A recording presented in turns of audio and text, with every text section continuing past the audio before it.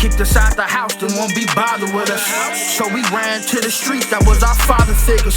When Satan wants your soul, you gotta squabble with him. He done locked up and killed all our father figures.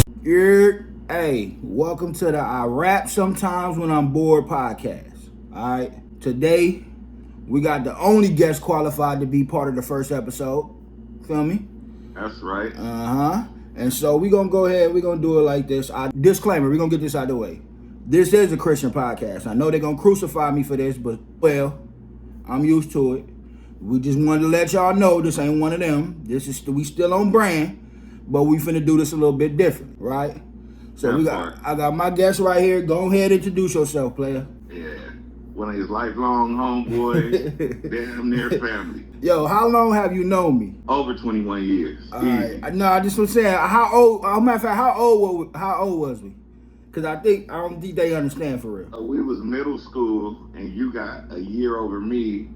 So probably since we've been like 11, 12 years old. All right. I just wanted to clear that. It's been over 30 years. Right. All right. I just wanted to make sure you get the numbers right because they're going to be like, you know what I mean? We want to get it right. Years, something like that. Yeah. Something close to that. Okay. Yep. Just so they know, because this ain't, you know what I'm saying? If there's anybody that know me the most, it's probably, you know what I mean? It's probably you. It's been a wild ride. Yep. And what's your name, just for the audience? My actual government. Whichever you go by. I'm DMACC. There you go. You know what I'm saying? For those that do know me, and for those that don't, I'm Marcus. You know what I'm saying? So get it out the way. Bet. We just go get right to it. If you could pick one word in your opinion that best describes me, what would it be? Crafty. Lord, explain that, because that ain't the word I thought you was gonna say. Explain that. Crafty. Explain that. Clear that up. To where you can adapt to it, evolve to it. You know what I'm saying? You're crafty. You know how to manage yourself in any room, anywhere around the world. Yeah, I low-key don't like that, yo. I feel like that got a negative connotation to it. So I already know. Crafty is like one of them. Like, crafty is like, I can see what you meant. You know what I mean? I ain't mad at it. That's what I'm saying. You're going the best you for sure. Absolutely. I have been known, man, what Paul say? He said, when I'm in Rome, I act like the Romans. You know what I mean? Like, I could be anything I need to be for anybody I need to be it for. That's one of the things I've always been kind of criticized for. All right, so honestly, the main whole purpose for this interview was I've been trying to find a way to get my testimony. Now, the Bible says that let another man praise you and not your own. So I needed a witness that could bear witness to my testimony, right? I don't think people understand how far I came and how hard it was to get where I'm at now, despite everything I had to go through.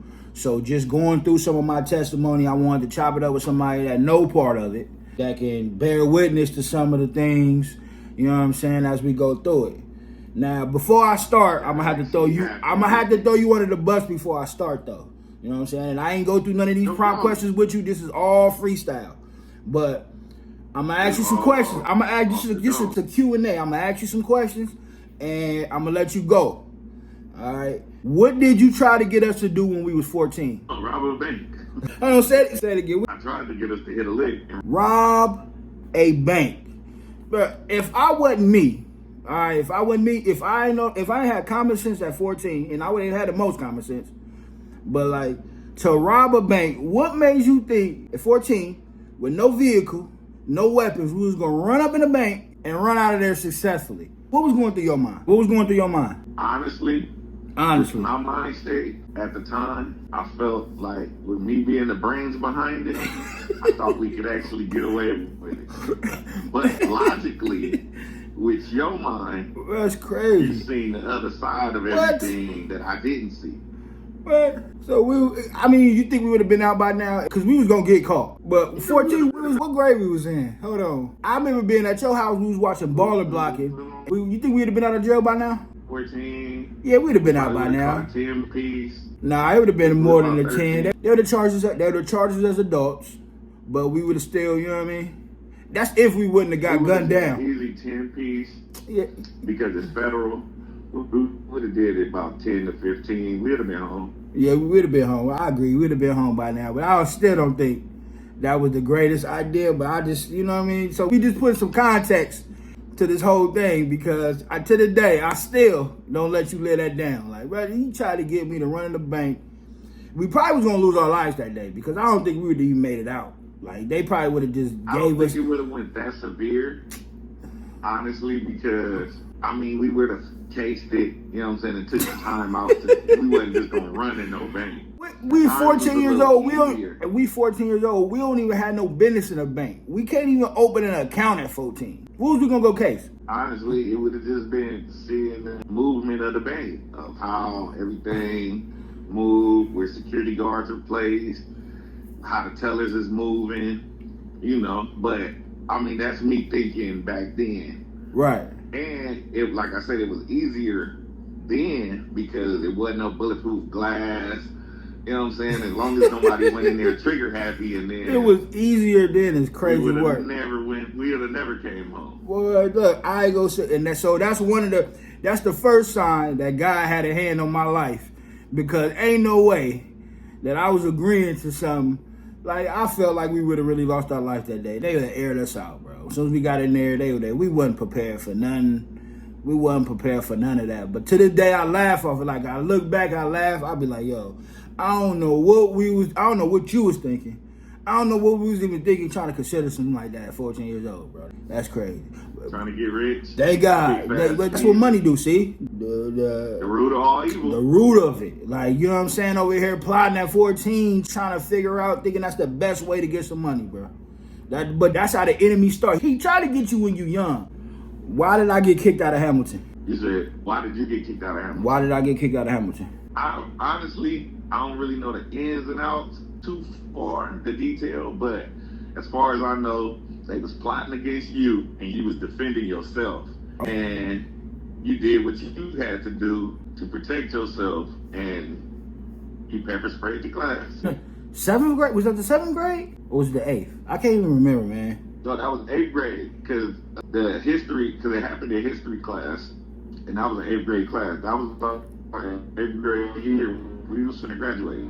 Right. Because I end up having to I got kicked out of Hamilton, and I had to go to continuation right there on Artesia and Paramount, right next to the Jack in the Box. Yeah. Yeah, I had to go there for my continuation to get my credits to graduate to go to high school because I got kicked out of 8th grade. That's right, you right. I forget the name of the school, but yeah. I forgot. It was like Opportunity for Youth or something. I think it was something like that. I can't remember it. Opportunities for Learning. Yeah, it was Opportunity for Youth. It was something like that. I ain't gonna hold you. And I'm gonna tell a backstory that I don't think I ever really even said. So what happened was I had called my older cousin because I had got into it with him, and it was word that they was finna try to get me for real. So I called my cousin and I'm like, hey man, I'm into something at school. I need a burner. So he like, come through. My cousin in Gardena. He like, come through. So I get there and he like back out on me, but don't even tell me. I'm like, yeah, man. He like, you can come through and get the thing. Which honestly, in retrospect, really probably saved my life. Because if I had got the thing from him, it wouldn't have been pepper spray. You know what I mean? Right. And so I go there. He like, man, I can't give you this. So me and him get into it. I'm mad. Rest in peace of soul. Like, you know what I'm saying? Me and him get into it. I'm mad. Like, I came all the way out here. You said I can come get it. And I can't even get it. So like, I'm low key hot. So I go home and I'm like, man, what I'm going to do, man? It was a total of 4 of them that was like, they wasn't finna give me the fade. They wasn't finna give me the head up. They was finna do me in. So I'm like, man, you know what? I went in my mama purse. She had some pepper spray. I'm like, man, I'm gonna take the pepper spray. If I could air 3 of them out, I could knock the other one out. That was my mindset. Like, yo, if I air 3 of them out, I'm gonna knock all of them out. Bro, we was in class in the bungalows, and I had class with one of them. So when I got in the class, he was like acting like nothing was wrong. So I'm like, all right, maybe it was just cap. Bro, we taking a test. Next thing you know, they barge in the classroom. I was already ready, so I just aired it out, bro. I really thought if I pepper spray 3 of them, I could knock the other one out. What I didn't know was pepper spray was finna knock all of us out.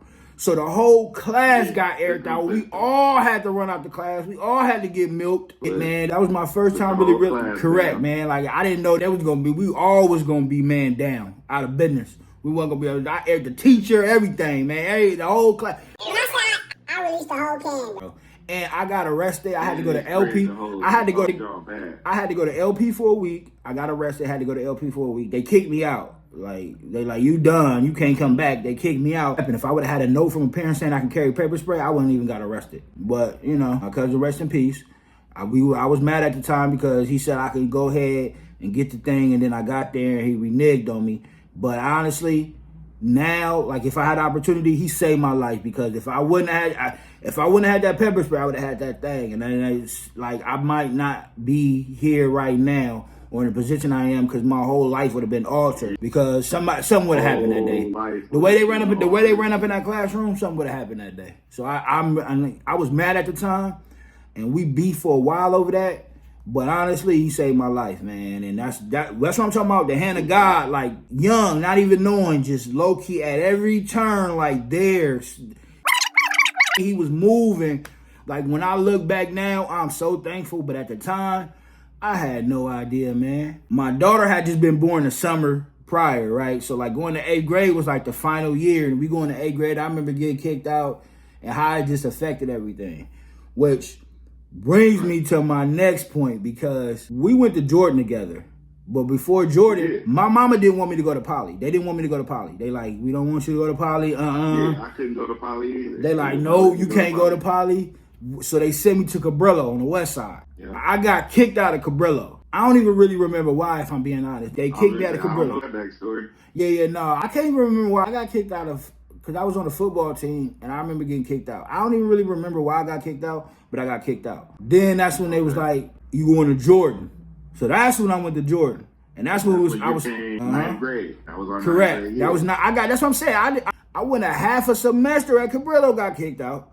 Then went to Jordan. I didn't even stay at Jordan. Did I stay at Jordan long? I don't even think I was at Jordan that long. You came to Jordan, and then you was gone probably by mid-semester. Right. You didn't even finish. Yeah, I had a problem with finishing stuff. I couldn't go to school and gangbang, and you can't do. You know what I'm saying? Like, honestly, you cannot go to school and gangbang at the same time. You will not make it. Mm-hmm. You won't make it. I went to Jordan, and what I mean, it's possible, but depending on how you moving and how you were moving, it just was unorthodox. Wasn't gonna happen. What happened? I remember, because that's when I was. But hold on, I will say this: when you got booted from Jordan, that wasn't behind no gangbang stuff. No, it wasn't. That was actual real life personal stuff. Yeah. So that you can't even collide the two, because you didn't get kicked out of Jordan behind being from somewhere or portraying like you was being from somewhere. You got put out, and they kicked you out because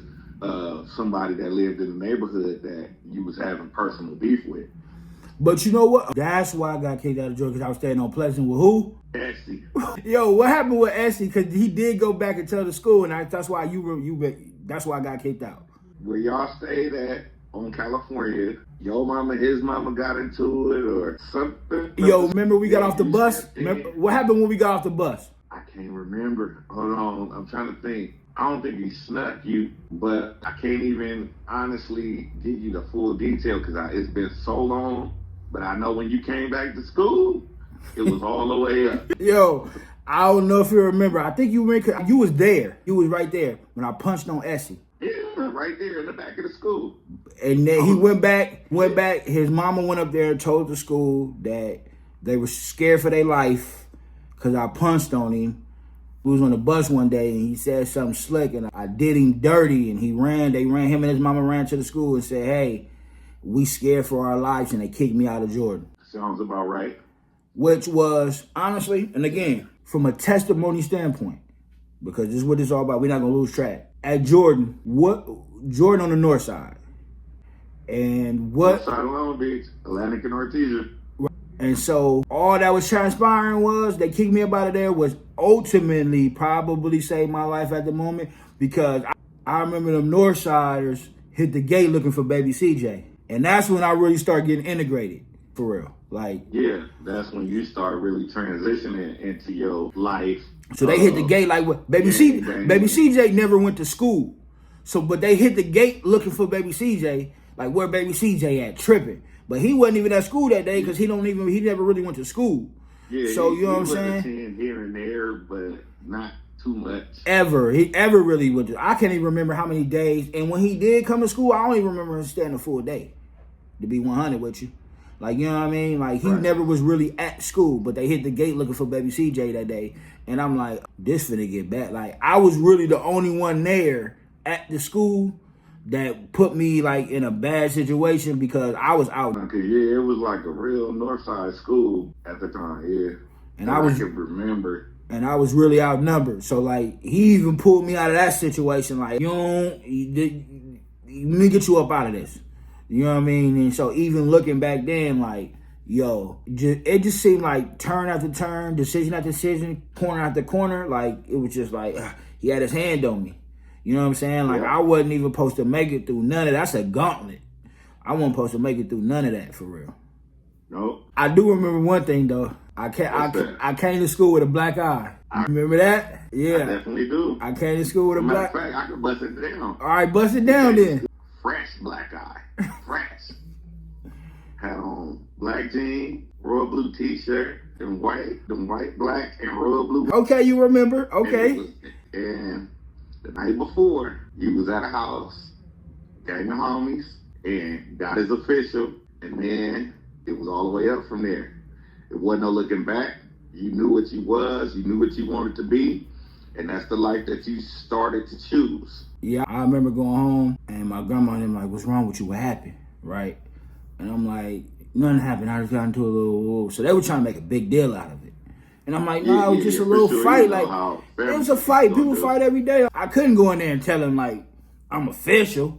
Like, you know what I'm saying? It just happened. Like, things about to change for everybody. Like, I couldn't go in there and say that. So I go in there and downplay it. And then I just march to school the next day like a G. Like, we finna just go up there. Cause they like, nah, you didn't go to school. Man, I'm going to school. Like, what do you mean? Like, man, I'm finna go to school. It is what it is. Like, people get, you know what I'm saying? Like, it happens. Like, but I remember being in the apartments. I didn't even know it was gonna happen. It just happened, to be honest with you. You know what I'm saying? Everybody was supposed to see it coming. Everybody drinking. I should have known because they was getting me overly loaded. Now, remind you, I'm not even 15 yet. You 14. I ain't even 15 yet. 14. Like, you get what I'm saying? We getting overly loaded. You was 14, fresh. Next thing I know, you got fired on. And it was over. Flipped over the couch. Man. And then it was what it was. I really feel like that's when everything really shifted. Like, it wasn't no more. Yeah. It wasn't no more play. Like, it was ain't no turning back now. And honestly, nobody ever said anybody that. 5-9-6-1. But here this go, and this is what I really want people to grasp, because I know people see TV and they see movies and they think they glorify it. But it ain't right. It's not to be glorified. Like, it is really a stressful headache that you have to deal with for the rest of your life. Nobody sat me down and told me, hey, this is what's finna happen. This is how your life finna change. And you need to be prepared for it. Nobody told me that, bro. I was just, right. They made it seem like it was cute. If you finna be cool. Nobody told me how it was a fad. They never told me how my life was finna change. And that's why when I be reaching out, that's why when I deal with the youth, I really try to get them to understand that this is a life-changing event. You know what I'm saying? And it's stressful. Factual. It's not fun. I know you see it glorified, but this ain't what it. Trust me, they don't tell you the other side. And I ain't had no big brother, and I ain't had no big homie. I came in there solo, and I came by myself, and that's why I left by myself. That's why I'm thankful that God was able to see, like, be there with me all the way through it and pull me up out of it. Because honestly, people don't make it out. Like, people don't make it out. And if they do make it out, they're not successful. Like, you know what I'm saying? Like, a lot of people don't make it out. They never make it out. And the ones who do aren't usually successful. Like, they make it out by a hair and the skin of their teeth. Can't nobody tell me ain't no God. Like, you know what I'm saying? It's just, I've been in too many situations for anybody to try to convince me that he ain't real or any of that. Like, but I remember that was the day when I felt like my whole life shifted. And it wasn't really and I wasn't even prepared. I had no idea, wasn't prepared for what was to come. You know what I'm saying? But right. 14, like, who cares? Like, I got a baby. Like, I don't care about nothing at this point. You know what I'm saying? Like, I'm beefing with my baby mama. I don't like nobody. You know what I'm saying? Like, my mama moved to Atlanta So I'm really at my grandma's house. You know what I'm saying? I got my little brother that's watching my every move, but you know what I'm saying? Like, I'm out here, I'm me. I feel like I turned into a man that day. Like, that day, I became a man, and that's what I really felt like. And that's not what the streets will make you feel like. Me getting arrested, it wasn't the first time I went to the county, but me getting arrested and me having to go to the pen. When you got arrested for when you went to the pen the first time. Right. You talking about, yeah. And surely, you leaving the house and had the blower on you, which we need to back up. Jesus, yeah, back up. Story you need to be told. My first time having to go to the pen, I got arrested. All right. You did. And of course, what I get arrested? What did I get arrested for? You got arrested. You caught a gun charge. I caught a gun case. Correct. It wasn't just a regular gun case though. I got caught with a. Yeah, you got caught with something. You got caught with a 50 cal. So, because I know this was confusing to some people. Matter of fact, you said what? Walking out the door. I said walking out the door. Going to the store. Just being more cautious than anything, trying to protect yourself once again, and just got pulled over, had it on you, and got picked up. I got caught with a military issue pistol, and that's what got me. An unregistered military pistol, and that's what got me sent to the pen as a penitentiary. And not only that, this is what solidified it, was because I was on gang file. Yeah. So a gang in the state of California, if you're a gang member carrying a firearm, they consider that a felony. You can't be a gang. They feel like I'm carrying a firearm for the benefit of a gang. So unlawful. Right, unlawfully. So that's what really was, hey, you have to go to the pen because you can't do this. Remember, I pleaded out because when the police ran in my grandma's house, they didn't just get one firearm, they had got a couple. And so it was like, it was better to just take the deal than to go down that rabbit trail and implement other people. Take the plea deal. They implement other people and stuff that really wasn't. So I just went ahead and I took it. But that was the first time that I went to the pen. And honestly, again, in retrospect, saved my life. Like, you know what I'm saying? Like, I keep going back to that because it's important to note that the whole time behind the scenes, even though I was in my mess and off track, God was working. And I'm going to say this, because if you wouldn't have gotten picked up, ain't no telling what would have occurred with that pistol. And given that you did get picked up and went to the penitentiary, you were able to find the Lord. Once again, put you out of a bad situation. Come on. You got to go to another bad situation, but it really wasn't that bad. It was right. Especially being there, because that ain't nowhere no man, shape, or form need to be. But it was a better place than being on the streets at the time for you. Absolutely. That's 100% fact. Yeah, and that's one thing that I try to give context and glory to where it's due. Like, you know what I'm saying? So, like, even though it seemed like a bad situation, like, you know what I'm saying? It's nowhere that I wish for anybody to have to be. But it was necessary in the moment to go sit down and reconsider. I didn't find the Lord in jail. When I went to jail, I had already been introduced. But when I went to jail, I had an opportunity to, like, really reflect and say, hey, is this the life I really need to live? Is this the life I really want to live? And what is the benefit? Like, what's the pros and the cons? What do I benefit from how I'm moving? And, you know what I'm saying? Like, weighing it, and it was like, yo, I need to try something different. This not working for me. I need to try something different. Correct. And so that's when it really began to click. I'm a product of my environment, but this is not who I am. You know what I mean? And maybe I should start considering different approaches. You was trying to make your own path when God had another one for you that you were determined, and when you got on his path, then everything kind of mapped itself out a little better. Right. You only get so many chances before he take his hand off of you and be like, go do you then. Since you want to do you, go do you. And the fact that he kept snatching me and keeping his hand on me was a sign to me that, hey, I'm supposed to be here and I'm supposed to be here for a reason. I always try to give honor and glory to where it's due. So I will ask you this. Go ahead. Right, given that you caught your time as a first-time offender going to prison, as a black man caught with an unlawful military firearm, do you think they treated you worse than anybody else going in there? Not given that no bodily harm was done with this gun, nobody, you know what I'm saying, there wasn't any backlash off this firearm. But do you think they treated you better or worse because of it? I felt like I got treated fairly. Honestly, it wasn't as bad of an experience as I thought it was going to be, like as it was portrayed to be. Like, you know what I'm saying? Right. Honestly, the pen brings a lot of structure and it brings a lot of perspective to your life. Like, the county was wild. I was ready to get up out the county.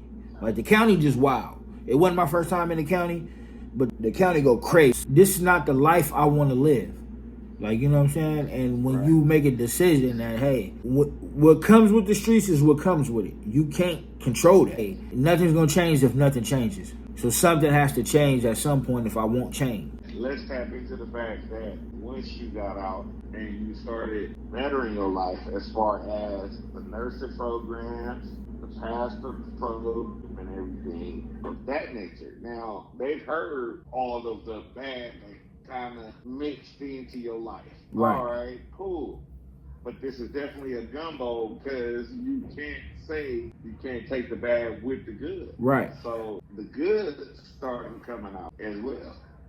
So we finna get into that right now. It's funny because if I reach out to certain people, they gonna remember this. But I used to come to the hood. I used to be in the park with my scrubs and my stethoscope. And they used to make fun of me because I used to come through. Like, I was one of the only people, like, they like, you going to school? Like, you doing what? The homie a nurse? Like, I used to be the center of jokes when it comes to certain things. So when I went to school for nursing, like, they used to make total, complete fun of me for it. But the backstory that people don't know is that when my cousin got killed, we weren't able to save his life. Like, if we knew what to do, we could have saved his life before the paramedics got there. But I felt helpless. And I made a vow. Your cousin passed in July, if I'm not mistaken. No, he passed in April 23rd, 2004. I'll never forget the day. If we would have known what to do, we could have saved his life. And I vowed to never have that feeling again. So, like, you know what I'm saying? Like, we went to school, me and my other cousin went to school for nursing to be able to know what to do if we ever ran into a situation like that again. And that was really my motivation. I became a certified medical assistant. I never wanted to feel like I didn't have control again.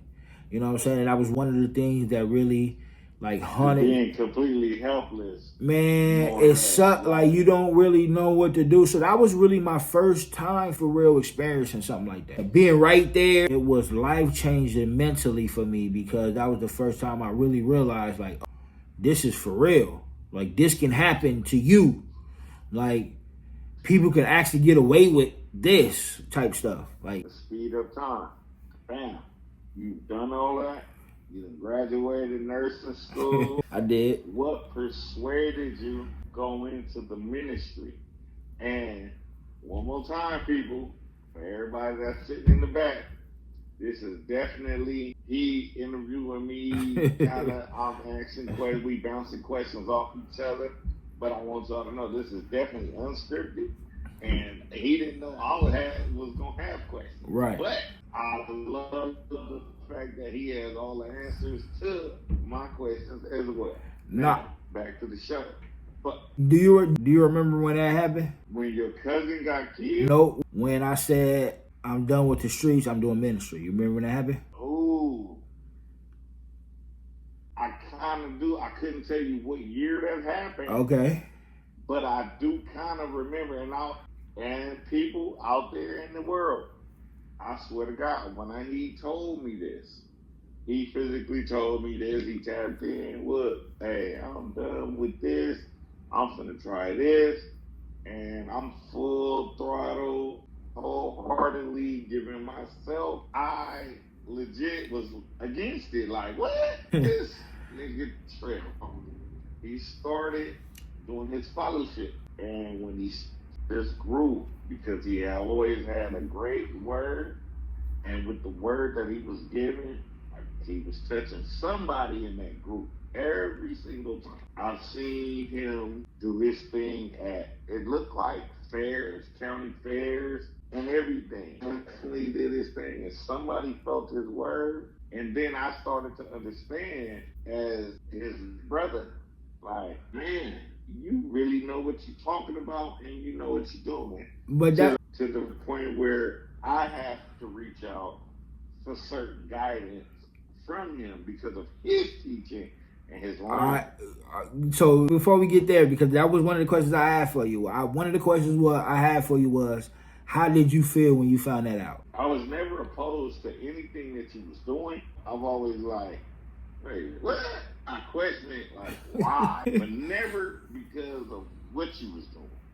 Then once you broke it down to me as far as this is my calling and this is what I'm here to do, I respected it. And then when I would come to you, you remember them talks we used to have? We used to have them talks. You remember them talks we used to have? Yeah. All right. And that's where I was finna go. And I was just finna go into that. And with that being said, knowing that he was what he was and became a pastor, yeah, he don't have all the answers, but he can direct me in certain directions. I used to have them bad dreams. Remember that I used to have them bad dreams? I remember. And I used to ask you about them. And you like, well, no, that's more of a prophecy. But you can still kind of direct me in the right way of the Bible to learn and to see if that's what it was. Right. So it was always a great teaching once you learned what you needed to learn. Yeah, I know the decision was, and I'm not even going to go into the details of the day when I really made that decision, like, hey, I'm done and I'm moving forward in this direction. But that's when I was living on 10th and Olive with my baby mama. And it was just like clear as day, bro. Like I feel like if I didn't respond the way I responded to what I heard, that it would have been the death of me. Like, you know what I'm saying? But I remember then, like, hey, you attached to real evil spirits. And we call it the Evil East, and we move like it's the Evil East, and you're attached to these evil spirits. And if you don't make a decision to release from that, like, it wasn't going to be great. So I felt like it was important that I made that decision in that moment, because I felt like it was a last call at that moment to figure it out. Right. And I might have been. And ever since then, you've lived very prosperous. And it's not even like, no, you drive a Bentley and, you know. No, in fact, but yo, before you would say that, because I've never had a Bentley, but how many cars have you known me to have? You say how many cars How many cars have you known me to have? Honestly, 3 cars. Which ones? First car, your granny bought you. Right. You had a Tesla. Right. And you had a Porsche truck, to my knowledge. And the Porsche truck, you parked that, didn't even care about it. You drove the car that your granny bought you until you couldn't drive it no more. Right. And the Tesla, bad investment. Bad investment. I hate it. No, matter of fact, Chad, let's talk about it. He took that one back because it depreciated value. The worst decision I ever made in my life was getting a Tesla. I gave that thing right back. The Tesla I couldn't do, man. Like, I know people, and I had a Tesla when it was hot, like when Tesla just started booming. As soon as I drove off the lot, it depreciated. I couldn't. Yeah, I dropped that thing quick. I couldn't. Yeah. So to my knowledge, now I don't know what you drive now and none of that, but the 3 cars that I know, your granny bought, you had a Tesla, and you had the Porsche truck, was overly stuntastic and had the carbon fiber, and he did it all the way up, and it wasn't for him. He didn't even like driving that truck. I don't even like driving now. Yes. I hate driving. Like, I can't stand You and me driving. both. I can't drive. I get a chauffeur all day. Like, I be paying car notes and car insurances on car. I don't even drive. Like, I hate driving. It is a pet peeve of mine. But yeah, so yeah, I just remember I moved out of California when? You remember when I left California for good? I remember you leaving California, but then you came back. I came back a couple times. You came back a couple times. Yo, matter of fact, when I left California, where I go? Because I tried to get you to come with me, but you didn't want to go. That was the coldest place in the world.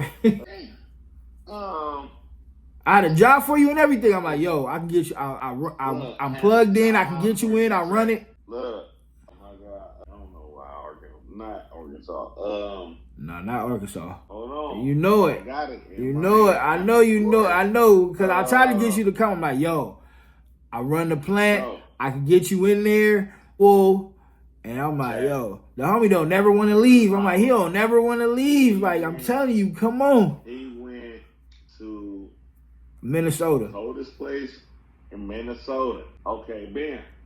He went to Minnesota. Became a man out there. Wholeheartedly. He was the overseer. I'm like, yo, come to Minnesota. I got a job for you. I got a place for you. I'm like, bro, just come on. You like, you couldn't do it. I'm like, bro, come on. I got you. See, come on. The only thing that stopped me was because I have sickle cell. And the cold, I can't live in that type of weather. Which, it was amazing money. I'm talking about life-changing money. I'm like, yo, I got you. Come on. But I also, and I can admit this today, I was scared of leaving my kids and just trying to transition to something different, which he was always trying to show me is better out there. Come get a bag. You won't be able to take care of your children, which for sure, 100% he did. And going to Minnesota, and the worst part is he was gonna pay for my flight, everything, and get me out there so I can go on and go to work. But nonetheless, I had to choose differently because of health. And I'm like, all right, I had to walk away, and it was over $100,000 a year. Just know that. Nah, because and I'm glad you said that, because like, I be beefing with people now, but like, honestly, I've always been one of the most generous people ever. Like, it hadn't always worked in my favor, but I'm like, bro, if you come out here, I got an offer you can't turn down. I'll pay for your way, bro. I got a place for you. Like, come on, like, get up out of there. Come on. I could have a second. You said I could have a second room in your 2-bedroom, and I just got to build my room. You was going to get me out there, get me together, and get me a job. And that's 100% factual. You told me that.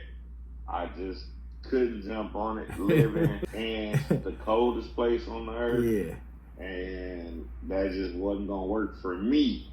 And personally, I hate that I couldn't take the position. Ooh. I definitely will be out here going crazy right now. Right. But nonetheless, that's something that you definitely did, and now we here. Nah, we always been here. We always been here, and that's one of the that's one of the like things I think people don't really realize. Like, when I talk about testimony, it's not only that I was able to successfully make it out, but to make it out and be successful. Like, was the part that people usually don't do. It is only by the grace of God and God who authored all of that. Because honestly, as you may very well know, I don't deserve to be here. Like, you know what I mean? Like, I don't deserve none of this. And that's what I always tell people all the time. I don't deserve this. I've been fortunate to be chosen. I'm glad I was, but I don't deserve this. Like, I'm supposed to be dead or in jail somewhere a long time ago. But for some reason, he keep his hand on me and keep me when it ain't nothing I did. And all I can say to that, like you just said, you had a purpose. You wasn't supposed to go early. You have to lay your hands on people. You have to spread your word to the world. And outside of that, that's why you still here, which is spreading your word and showing them, yeah, I started at this, but I end, and you ain't even ended yet. You're here now, and you still successful, and all of the above. So is you can change your life in events. So even if you gang bang, it don't matter. You can always decide to change your ways. Like some people use their past as a crutch on why they can't move forward. And I'm like, that's not true. Like, you can move forward if you really set your mind to it. But you just, for some reason, ain't really set your mind to it. And so I'm here to push you to get there because, you know, people are, oh, man, I can't get a job. I'm a felon. Like, it's no excuse on why you can't get to where you need to get. But we used to have them conversations. I don't know if you remember them conversations we used to have. Matter of fact, I'm going to tell you, this is the crazy part. I used to call you my spiritual advisor. And I would call you every Sunday because I was doing security. Right. And then I would have to just tap in with you and just chop it up with you, which would settle my spirit. Yo, how long we used to be on the phone? Hours, bro. Hours. It was never no 5-10 minute talk. We would talk for hours about certain stuff that was going on in my life, your life, all of everything.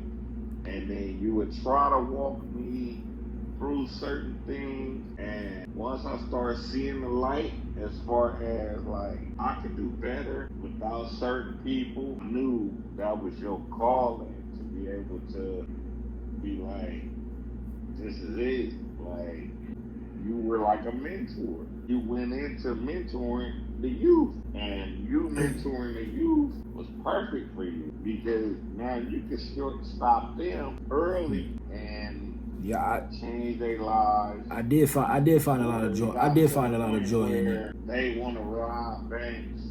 They want to do X, Y, Z. They want to be YN. You always had the power to stop them because of your word of mouth, because of the gift that you got. So I've been a youth pastor in 3 different ministries. But violence is always the first go-to, which is crazy.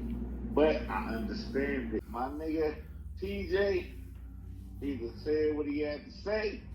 That guy got it out the way. All I'm gonna say is this, man, you're better late than never. Tap in, listen to him, and listen to the podcast. It's gonna be great, and we don't. Yo, so late. The last question is, when you gonna receive? Oh yeah, you gonna have to cut. When you gonna receive Christ and stop playing? That's the last question. When you gonna stop playing? So you asked the question, when I'm gonna when you gonna stop playing? It's not even that I'm gonna stop playing, because I already understand certain things, and it's a lot. I have a lot of questions that can't be answered. A lot of things that I believe in has forsaken. Believe in what I believe in, but it's hard to see like the way of the world, and this shit should be a certain way. We're in my head. That's only in my head. Not saying that it should be the way it is. So, given that it's not the way that I want to see it, trust me, I'm moving towards the Lord every day. And once I all the way lock in, I'm going to do that. Or, matter of fact, when I decide to go get baptized, I'm going to do it live on your stream. I promise you that. But look, tomorrow not promised now. Exactly. So if I die tonight, well, I went out in a blaze. Lord have mercy. I went out in a gun blaze. I went out in a blaze of fire. So that's not a good thing. Hey, and I can't say. Yo, matter of fact, but what used to be my motto? You said, what used to be my motto? I can marry you, or oh yeah, and I can bury you. I can marry you, or I can bury you. I'm qualified to do both. That man right there can marry you and bury you, 100%. And I honestly 100% told him, you gonna marry me, you are gonna be the one. He the one. When I decide to get married, he the one that's gonna marry me. I don't care what his price is, what it costs to flame off, all that, none of that. You gonna be the one to marry me. So I've said it and I'm standing on it. So when I decide to, it's gonna happen. Whenever you ready, you one of the few people that can call my phone. So whenever you ready, you know what I mean? Always. Whenever you ready to confess with your mouth and believe in your heart, whenever you ready for holler at me. You know I'm here all the, you know what I'm saying? I ain't never judged nobody. I let people work out their own salvation. But tomorrow ain't promised though. But tomorrow not promised, so you gonna have to make a decision soon. It's not. I might go to sleep and never wake up again. So you gotta make a decision soon. I wouldn't let the opportunity pass you by, is all I'm saying. And I hear you.